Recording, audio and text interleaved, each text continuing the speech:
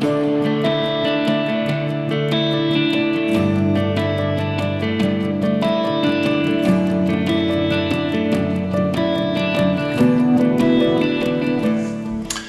again, and as you probably guessed already from the thumbnail, this will be a short review of a lens that I've recently received from Nick and Dexter at During the Meanwhilest. So huge thank you, Nick, for sending this to me. It's the Canon FD 35-70 manual focus zoom lens from 1979. I'm not quite sure when this particular example was manufactured. I don't know enough about them to tell you whether the serial numbers relate to specific years of manufacture. I do remember selling a lot of these as a kit with, for example, the T series of Canon lenses when they first came out, the T50, T70, which were kind of motorized film advance automatic exposure cameras from the 1980s. I've used three letters to describe this lens: O, I, and F. O because it's overlooked, and I believe it's overlooked for a couple of good reasons really. One, it's only a 2x zoom, 35-70 on a 35mm film camera or a full frame digital camera isn't really, by today's standards, 21st century standards, wide enough to make it a worthwhile proposition for photographers to consider. It's also overlooked because of its price. FD lenses, as you may or may not know, are no longer supported by Canon in any way, shape or form. So if they break or go wrong mechanically, then unless you know a very good repair technician, the chances are you won't be able to get it fixed. Because of that, they are extremely cheap. At the moment, as I write this, they're available on a well-known internet auction site for about £30–35, depending on condition. To counter that, it shouldn't be overlooked because it's a really good performer. Practically every review that you read about these lenses will tell you that it is A, sharp across the field, and B, it doesn't show any sign of distortion or minimal signs of distortion. It is interesting because of its mechanical design. It's optically, it's 8 elements in 8 groups. It's f4 throughout the range, and just for interesting little side point here, if you're lucky enough to own one with the original Canon push fit plastic lens cap, be aware of the fact that it's push fit, but because of the mechanical design of the lens, when you change the focus setting, it will make the lens pop up and down, the lens cap pop up and down, and if you're not careful, it's very easy to lose it. Why would it do that? Well, if I take the top off and show you, the front elements are actually recessed within the focusing ring. If I focus it all the way to its closest focusing distance, which is ½ a meter, you can see that the front elements come relatively close to this outer focusing ring. When I focus it to infinity, then they recede within this outer focusing ring. And the filter ring isn't out here, it is in here, which means that it takes 52mm filters, but good luck if you want to use a polarizing filter, because there's no way really that you'd be able to attach it and rotate it conveniently. And it also might just occasionally be very difficult to remove filters once they're screwed into place, so beware of that. There's no macro facility on it whatsoever. You've just got the 2 rings. Focusing is from infinity right down to 0.5 meter, 35 to 70. f4 maximum aperture stops down to f22.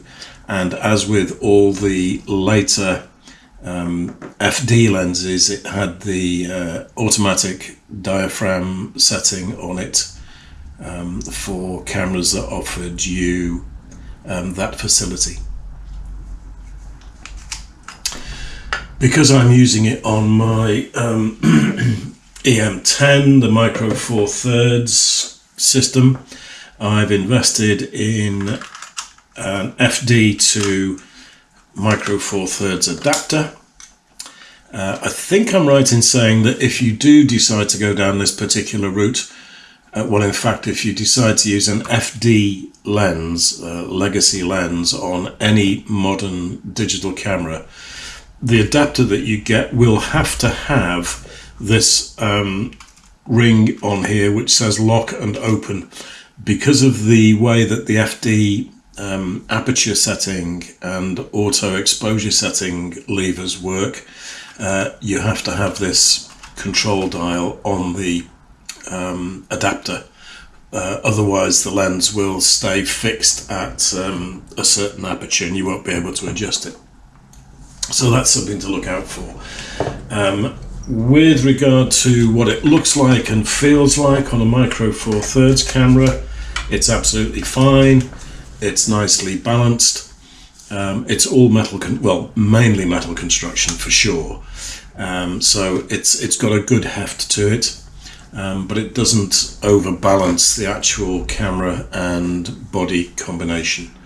And from that point of view, it's a nice little lens to use. And of course, with me using it on Micro Four Thirds, it's acting as a 70mm to 140mm telephoto, which makes it marginally more usable than if it was a straightforward 35 to 70. I think, to be perfectly honest, a 35 to 70 zoom on a 35mm film camera or full frame camera, I would honestly describe as a lazy photographer's lens, because it's a limited zoom range and you could quite easily, in 90% of circumstances, either move a little bit further back or a little bit closer to the subject to avoid having to use a zoom lens at all, in which case you'd be better off with a faster 50mm standard lens. Simple as that, really. However, on the Micro Four Thirds 70 to 140, quite a useful little telephoto zoom range, to be honest with you.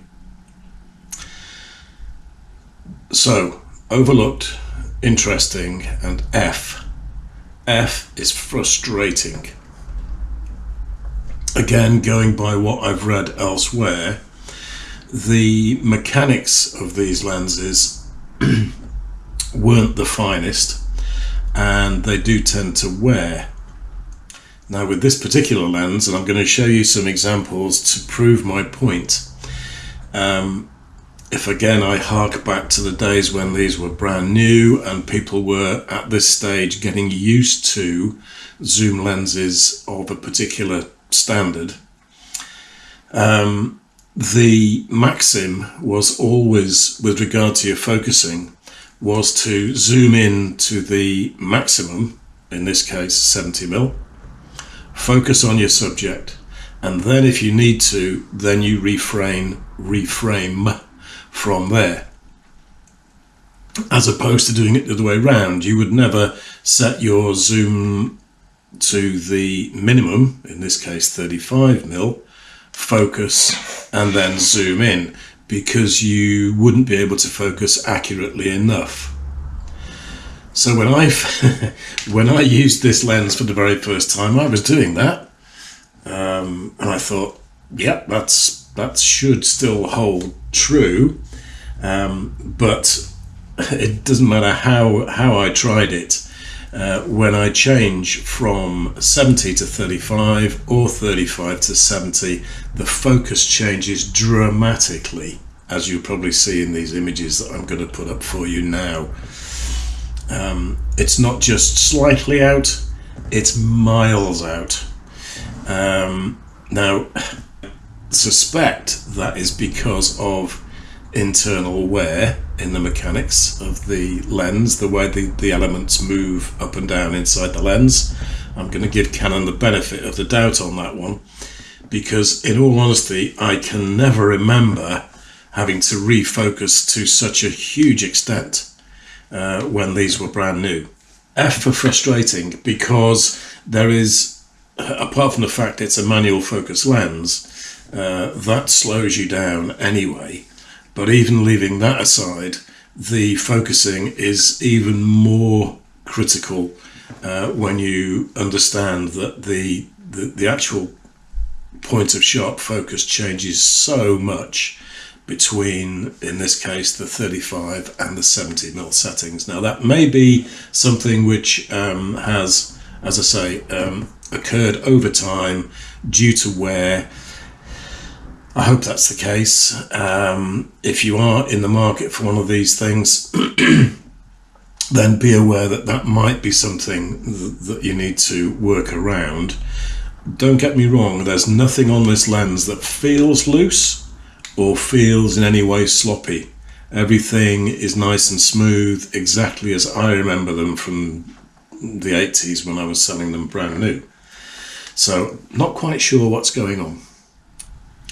Okay, so I'll leave you with some images. I'm happy with it in terms of its overall performance. Of course, using it on micro four thirds, I'm not using the edges of the imaging circle. I'm only using the central section, which means that in terms of coverage, it's sharp from edge to edge from my perspective anyway.